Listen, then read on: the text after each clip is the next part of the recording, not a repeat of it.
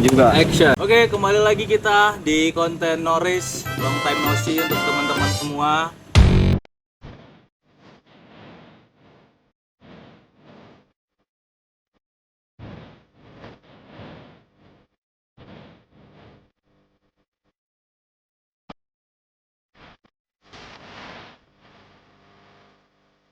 Pertama aku mau ucapin terima kasih untuk teman-teman semua yang masih support KPI sejauh ini, masih mau nontonin kontennya. Dan langsung saja, desain dibayar murah, coffee shop sepi, beginilah nasib buruh kreatif. Oke, tepuk tangan untuk gestar kita pada malam hari ini. Ada Alan Brand dan Ebi Jalan Cerita Kopi. So, jadi kali ini kita bakal ngobrolin tentang dua jenis buruh ya, yang mungkin jarang disorot gitu kan. Tapi ini penting banget buat ekosistem kreatif kita gitu. Mulai dari kayak buruh visual, itu kayak teman-teman desainer, seniman, ilustrator, dan teman-teman yang berkutat di bidang industri kreatif di luar sana. Serta ada teman-teman dari buruh UMKM ya, kayak owner coffee shop, co-working space dan lain sebagainya, yang memang sampai sekarang itu masih mau support kegiatan-kegiatan kreatif dari teman-teman baik komunitas maupun kolektifan. So, langsung aja kita masuk ke segmen pertama, siapa itu buruh visual. Jadi boleh kita introduce dulu untuk tamu kita yang mewakili buruh visual, ada Alan Brand. Kita tepuk tangan sekali lagi untuk Alan Brand. Nah, Alan Brand, boleh diperkenalkan dulu dirinya ke teman-teman semua. Waktu dan tempat dipersilakan. Halo semua. Gitu kan. Perkenalkan, nama aku Alan, aku seorang graphic designer yang berfokus kepada bidang brand designer. Selain brand designer, Mas Alan ini apa nih kegiatannya gitu? Belakangan ini mungkin lagi mempersiapkan suatu hal yang kayaknya bakal di-present ke sosial media atau lagi ada proyekan gitu. Belum ada sih saat ini. Belum Masih ada. Slow living, santai-santai. Slow living. Iya. Walaupun asli. nampaknya lagi nyantai-nyantai aja, tapi tetap ada kerjaan gitu ya. Asli. Terus ada Mas Ebi dari Jalan Cerita. Boleh sapa-sapa dulu teman-teman yang lagi nonton. Halo, perkenalkan nama aku Febri atau biasa orang manggilnya Ebi, kadang juga Saul. Bebas Ebi, kalian Saul, Febri, oh Febri, Saul, Ebi. Ebi. Bebas kalian Banyak. mau manggilnya apa, tiga itu bebas. Ya. Aku pelaku UMKM yang kebetulan lagi ngejalanin usaha kopi, yaitu Jalan Cerita Kopi. Oke. Itu aja sih. Dan ya, fun fact-nya kita sekarang itu lagi ada di venue-nya salah satu ruangan yang ada di Jalan Cerita Kopi. Ya, ruangan ya. Ruangan space. terbuka. Creative space ya, creative space space, di sini. asli. Cuman di sinilah creative space-nya yang ada rumput. Tuh, untuk teman-teman semua. Ya, itu Nature. perlu di highlight nature ya. Nature ya. Nature. Oke. Jadi ya kita thank you juga, saya thank you untuk Jalan Cerita Kopi yang sampai detik ini, sampai di podcast ini masih mau support kita untuk berkegiatan kreatif. Gitu. Kita ngobrol-ngobrol dulu dengan buruh visual gitu kan. Karena kenapa tematik kita pada hari ini itu kita bakal ngebahas podcastnya itu tentang buruh gitu kan. Tapi secara spesifik di sini buruh visual ya, mungkin kayak aku juga gitu kan, sebagai ilustrator gitu kan, terus dia tukang gambar, terus ada buruh visual juga desainer. Di sini kita hadirkan Alan Brand dan ada buruh UMKM Mas Ebi gitu. Nah, jadi kita skupnya lebih kerucut lagi biar kita sama-sama gampang paham, memahami gitu kan obrolan kita pada malam hari ini. Jadi langsung saja untuk buruh visual. Di sini kita ada definisi sederhana gitu mungkin ya, kayak buruh visual itu ya yang mereka berkarya lewat mata dan rasa. Desainer grafis, seniman, ilustrator. Nah, mereka kerja keras untuk kasih wajah baru gitu buat suatu brand, ide, bahkan budaya gitu. Nah, salah satunya Mas Alan Brand ini gitu yang sudah apa ya, bisa dibilang membantu menemukan wajah baru untuk Jalan Cerita Kopi gitu ya. Bisa dibilang seperti itu ya. Bisa dibilang seperti itu ya gitu kan. Udah mulai buat kolaborasi lagi gitu kan. Kayak baru nge-launching minuman apa? Coba cerita. Nah, untuk teman-teman yang di Medan jangan lupa mampir ke Jalan Cerita. Jalan Cerita baru ngeluarin menu baru ya, kopi baru namanya Coba Cerita. Jadi untuk merchandise-nya di sini collab sama salah satu ilustrator ya. Ilustrator. Terkenal. Terkenal di Terkenal. Kota Di Medan. Kota Medan udah populer lah. Namanya Populer. siapa? Namanya Him Eru, kalian bisa coba. Himero, cek. teman-teman Him Eru. bisa cek di Instagram. Itu dia di belakang lagi monitor layar. Jadi di sini kita ada beberapa hal yang bakal kita highlight. Pertama ini dari tantangan harian. Tantangan harian di sini tuh ada 3 poin. Poin pertama, klien yang nawar harga rendah tapi minta kualitas dewa. Wih. Nah, mungkin Mas Alan Brand bisa merespon lah seenggaknya gitu kan. Karena kan mungkin Mas Alan Brand itu selama ini mungkin udah pernah ngerjain suatu proyekan yang kayaknya ini harganya nggak sesuai sama apa yang Mas Alan lakuin gitu kan. Jadi harganya murah tapi klien minta spek desainnya tuh spek dewa gitu. Waduh. Boleh tolong tanggapin aja gitu Latin kan. aja ya. Sambil makan boleh nih ya. Boleh sambil makan. Ubi jalan Ubi. cerita nikmat lembut. Jangan lupa mampir Jalan Cerita Kopi. Jadi ngerespon kayak Ngerespon. klien yang nggak sesuai budget lah. Bener. Gitu. Mm-mm. Nah, kalau aku pribadi nih ya. Ya. Ini siapa panggilannya? Bayu. Bayu. Belum Baru kenal ya, baru kenal ya. Ya, aku Bayu, salah satu host di kelompok pegiat ilustrasi. Sebenarnya aku ada partner, Ada partner, Bigo. Mas Bigo. Cuman Mas Bigo lagi berhalangan, dia lagi ada tour di Bali. Wih. Jadi, ya. Tepuk tangan untuk Bigo. Tepuk tangan untuk Bigo. Semoga perjalanannya lancar di Bali. Amin. Ya, karyanya terjual laku. Oke, langsung aja kita lanjut ya obrolannya ya. Biar dia senang di sana. Jadi Oke. sebenarnya kalau masalah harga ya, itu nggak ada apa ya, nggak bisa dipungkirin gitu. Akan ada orang-orang yang pengen hasil yang bagus, cuman dengan budget yang sedikit gitu. Karena kalau dibalik pun di posisi kita mungkin sebagai bisnis kan kita juga bisa jadi belum mengerti atau memang belum ada budget untuk nge-spend ke sana gitu. Karena mungkin untuk pasar terutama di sini tuh kayak belum aware gitu. Jadi Belum, berpikir ya. bahwa kebutuhan desain tuh kebutuhan yang enggak urgensi gitu. Jadi nggak ada spend budget untuk itu gitu. Jadi kayak ya mungkin di jalan itu ya diskusi lah gitu. Gimana langkah baiknya gitu. Oke, jadi Mas Alan menanggapi dari tantangan harian ini tuh kayak klien yang dia nawar harganya rendah, terus dia minta spek dewa itu lebih ke arah kompromi. Kompromi dibicarain gitu dibicarain. kan. Kalau memang masih bisa ditolerir, masih mau diambil proyekannya gitu. Bisa. Tapi tetap pasti ada yang maksudnya ngambil jalan tengah gitu ya, masing-masing biar saling menguntungkan gitu kan. Benar. Jadi misal nih di project ini ada banyak nih mungkin skupnya yang mau dikerjain. Nah, mungkin kita cuman ngasih nih, ngedeliver beberapa hal yang ini urgensi dan ini aja yang kita kerjain gitu. Di luar dari ini itu udah nggak masuk dari budget gitu. Dan Oke. hasilnya tetap bisa kita bikin maksimal gitu. Oke.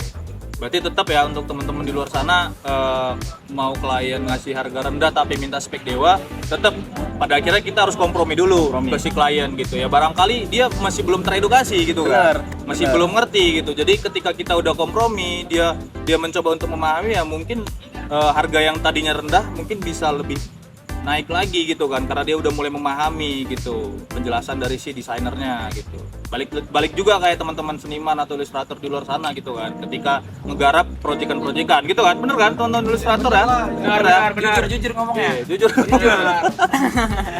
Oke, nah terus di tantangan harian kedua ini deadline mepet. Deadline mepet. Gimana tanggapan Mas Alan Brand dengan deadline yang mepet gitu kan? Sebagai pelaku buruh visual, desainer, coba Itu deadline yang mepet. deadline yang mepet itu memang kesengajaan. Nah, iya, mungkin kan ada beberapa faktor klien ini kayak kami butuh nih mau launching cepat, tapi udah nyari-nyari belum nemu-nemu juga desainernya. Nah, kami seneng nih sama desain kamu gini gitu kan. Tapi kami butuh cepet nih gitu. Gimana cara menanggapi klien yang kayak gitu, minta deadline cepet gitu? Ya mungkin kalau untuk deadline cepat nih ya, lebih ke diskusi di harga. Kalau nggak di harga mungkin kualitas gitu. Karena kan kita nggak bisa maksimal. Misal kalau Kualitas, ya? harganya naik, kita bisa mungkin ngambil tim lain tuh untuk ngebantu ke project ini. Jadi bisa ngasih hasil yang maksimal. Tapi kalau memang budgetnya nggak sesuai ya kita main turun kualitas. Gitu. Oh, berarti tetap kayak ada yang di spend gitu kan, Iya. kayak mau dia cepet ya pasti bakal spend banyak uang gitu kan. Benar. Atau kalau memang nggak mau spend banyak uang ya dengan waktu yang mepet itu ya kualitasnya kayak gini gitu kan. Iya. Karena nggak Oke. nggak cukup tuh waktunya pasti. Benar. Itu juga yang sebenarnya jadi keresahan kita selaku guru visual gitu kan. Ya untuk klien di luar sana mungkin bisa dipahami gitu ya. Bahwasannya yang namanya deadline mepet itu bikin apa ya, mempercepat kematian buruh visual di dunia gitu kan, bukan cuma di Indonesia aja gitu. Jadi untuk teman-teman di luar sana yang kepikiran mau hiring desainer atau mau proyekan sama ilustrator dan lain sebagainya, balik lagi kalian harus tentukan jadwal gitu kan, tetap harus ada kompromi, obrolan segala macam biar nggak sama-sama terkejut gitu. Poin ketiga, harus terus kreatif tapi tetap realistis dengan budget pasar. Gimana Mas Alan selaku brand designer atau ya graphic designer gitu kan, menanggapi kayak kita itu harus dipaksa kreatif tapi tetap realistis gitu kan. Nah di era budget pasar yang ya gitu aja gitu, maksudnya mau kita kreatif tapi kita tetap harus realistis gitu kan, kita untuk kebutuhan dapur kita gitu kan. Itu gimana? Tapi budget pasarnya itu kayak sampai sekarang masih abu-abu ya kan, sampai detik ini masih abu-abu. Gimana Mas Alan menanggapi hal tersebut?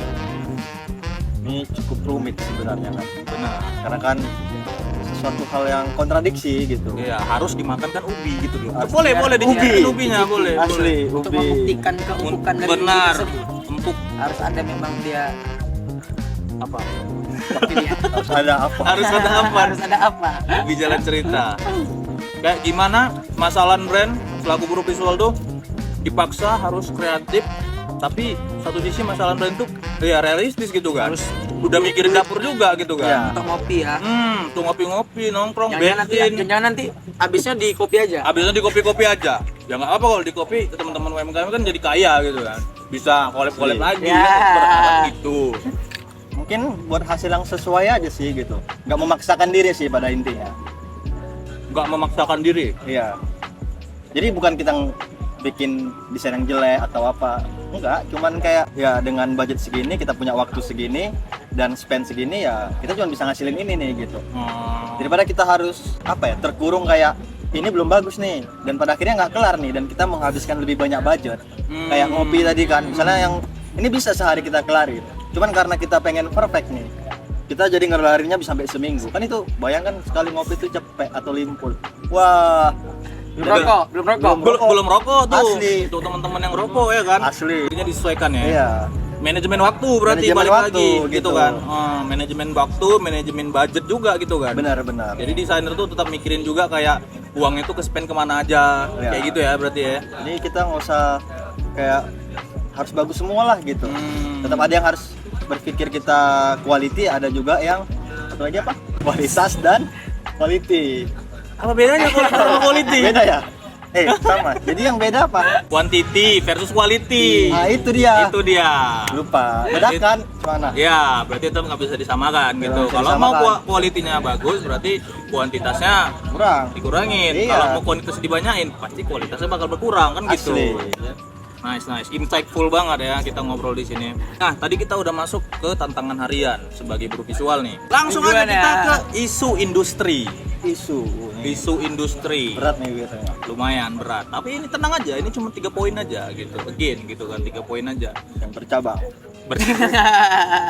tergantung pembahasan kita gitu kan. Poin pertama, underpricing dan undervaluing creative work.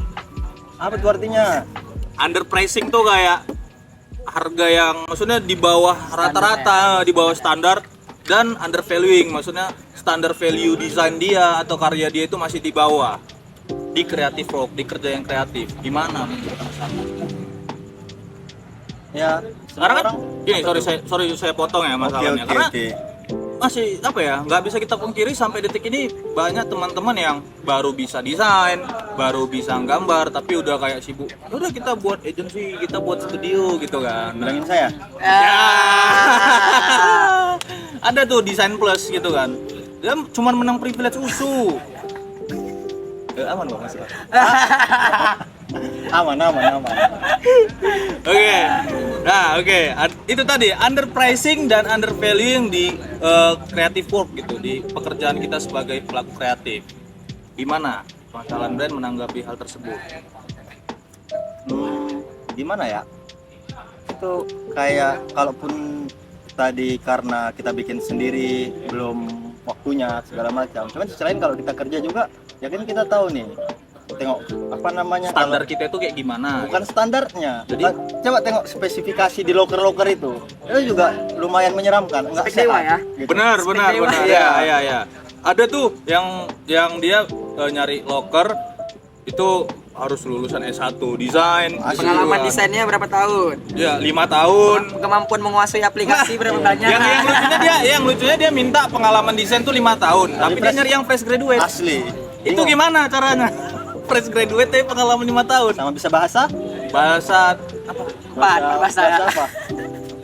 Bahasa. Oh. Kalau di Medan itu Hokkien. Hokkien. Ya, harus bisa bahasa Hokkien. Bingung kita. Mungkin kliennya banyak dari Singapura. Amin. Ya, kan kita nggak tahu kan Chinese Ya. kan teman-teman yang punya usaha kan kita nggak tahu gitu kan. Tapi yang paling maksudnya yang paling apa ya? Jadi pertanyaan besar kenapa harus kayak spesifik 5 tahun gitu kan? Terus harus bisa ngaji. Bisa ngaji. Ada loker yang dia itu harus bisa ngaji, bisa rajin sholat. Tapi kalau memang dia kebutuhan dari studio Ya mungkin. itu mungkin. Jadi kenapa kita panjang nih ke loker nih? Iya, ke loker. Loker ini. Bahas tadi kan Iya, dari kayak ya kreatif work gitu. Iya, Maksudnya iya. kerja di ruang lingkup yang kreatif, tapi kita kayak masih mikirin underpricing ya, terus kayak undervalue-nya gitu kan. Untuk masalah sendiri lah, maksudnya kan udah di desain itu udah ngalur ngidulnya 6 tahun ya, kurang lebih ya. Kurang lebih 6 tahun.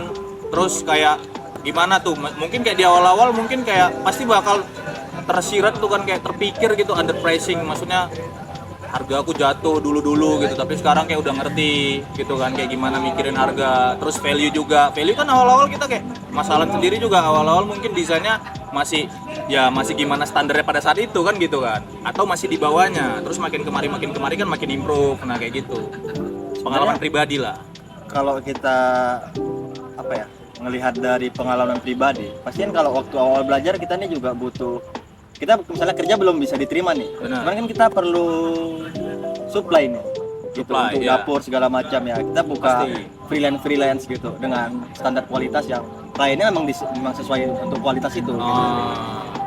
Yang salah kan ketika itu jauh lebih banyak gitu, apalagi sekarang kayak belajar desain tuh jauh lebih mudah ya kayaknya, YouTube kayak banyak. layout yang memang udah templatean segala macam, sebenarnya nggak masalah gitu. Yang masalah karena memang itu jauh lebih banyak daripada yang kelas profesional mungkin. Dan kalau untuk menanggapin itu sebenarnya problemnya akan tetap ada, tapi ya lebih balik ke fokus ke dirinya, ke kitanya sendiri sih gitu. Mungkin dengan waktu yang jauh lebih lama ya kita akan klien kita terfilter sendiri gitu dengan budget yang sesuai. Oke. Gitu sih. Karena juga kalau kita mempermasalahkan itu terus kayak ada habisnya gitu. Benar. Karena memang nggak ada dukungan sistem yang udah dibikin pemerintah mungkin atau Iya, apapun. iya, benar. Jadi ya kita mau ngelawan juga nggak bisa. Klien cuma punya budget segitu, mau kita edukasi Benar. dan nanti enggak kok orang ada yang segini gitu. Benar, karena sampai sekarang masih belum ada pakemnya ya, walaupun kayak pemerintah sekarang udah mulai melek lah gitu kan, kayak mikirin kayak license segala macam gitu. Cuman kan ya balik lagi pada akhirnya kita masih butuh momentum kayak ngasih edukasi ke klien, ke teman-teman, bahkan ke yang sesama desainer, sesama pelaku kreatif gitu kan. Oke. Makanya sebenarnya kalau kita masih laga pricing itu masih kelas yang kelas red zone gitulah mungkin. Kenapa tuh? Kenapa red zone? Karena mungkin kita belum bisa bersaing antar value nih. Oh. Jadi ketika kita udah main di value, pasti nanti saingan kita beda dengan harga berbeda dengan Benar. kompetitor atau bisnis atau tingkat klien yang berbeda gitu. Oke, I see. Nice insight. Next isu dari industri di poin kedua, freelance versus in-house kerja. Ya, masalah brand ini kan udah selama 6 tahun ngarung ngidul keliling Indonesia gitu kan. Terakhir kemana kemarin? Mana? Jakarta ya? Jakarta sempat berapa bulan kemarin? Lupa. Banyak kali kayaknya. Banyak kali ya. Banyak kali. Iya, pas udah bangun lupa. Udah, Bang. Ini mimpi ternyata. Oke.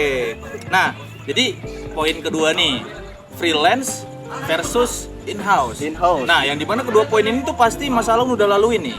Ya. Atau mungkin sampai sekarang masih gitu kan. Boleh coba ditanggapi. Versus ini kita mau nyari apanya nih? Poin utama yang mau dicari di versusnya ini. sebenarnya nggak lebih ke versusnya yang di highlight, tapi kayak gimana masalah menanggapi freelance itu kayak gimana, kalau yang di in-house itu kayak gimana, sepengalamannya masalah aja. Sebenarnya kalau di freelance ya mungkin kita bisa dapat project yang jauh lebih besar gitu, atau budget yang jauh lebih gurih lah dibilang. Cuman ya belum tentu stabil. Nah benar, Gitu. karena manajemennya kita juga yang mikirin kan Benar, gitu. benar. Terus kalau di bulanan ya terjamin segala macam, bulanan udah aman gitu. Cuman ya untuk sampai dapat project besar itu juga belum tentu. Itu in-house. In-house. Oh. Cuman ya bisa jadi kita in-house sambil freelance itu juga bisa.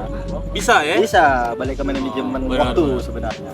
Balik lagi kan gitu ke Balik diri lagi, kita gitu iya. kan. Selaku buruh visual nih kita bisa nge-manage kayak apa jam kerjanya kita gitu kan, jam kerjanya klien gitu, terus kayak project-projectannya juga. Selagi kita bisa nge-manage itu ya why not gitu kan? Iya, yang bingung kan kalau kita freelance tapi kita nggak pandai jualan. Itu bingung. Gimana tuh? Nah itu gimana? Dan banyak. Dan udah banyak yang kayak gitu ya. Sepertinya, makanya pada akhirnya orang-orang seperti itu berpikir kayaknya udah nggak betul. Kita harus balik ke in-house. Oke.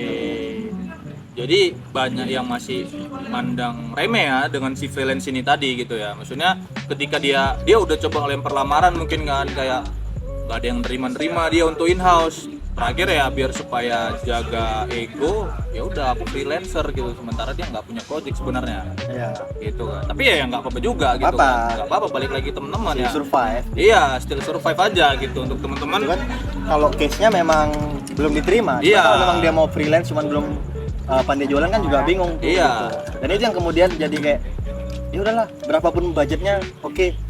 Itu kan yang pada akhirnya merusak pasar. Masuk ke poin ketiga, ini poin terakhir dari isu industri untuk buruh visual. Portofolio versus exposure. Nah, di sini apa ya?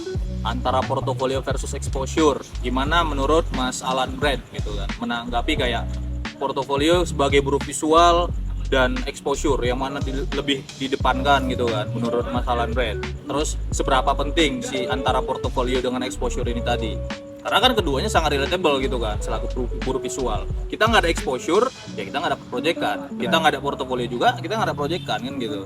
Gimana menurut Mas Alan Brand? Mungkin exposure kan salah satu hal yang akan berdampak terhadap marketing ya gitu.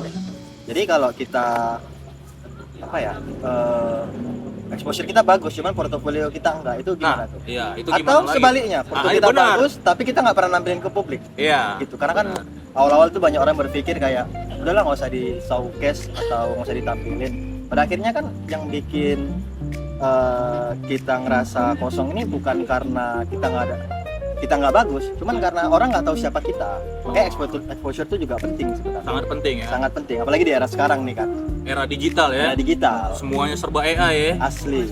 Jadi untuk teman-teman yang sampai detik ini ngaku buruh visual tapi nggak ada postingan, sekalinya ada postingan collab sama brand makanan, Jadi influencer, jadi influencer. Akunnya jangan privat ya.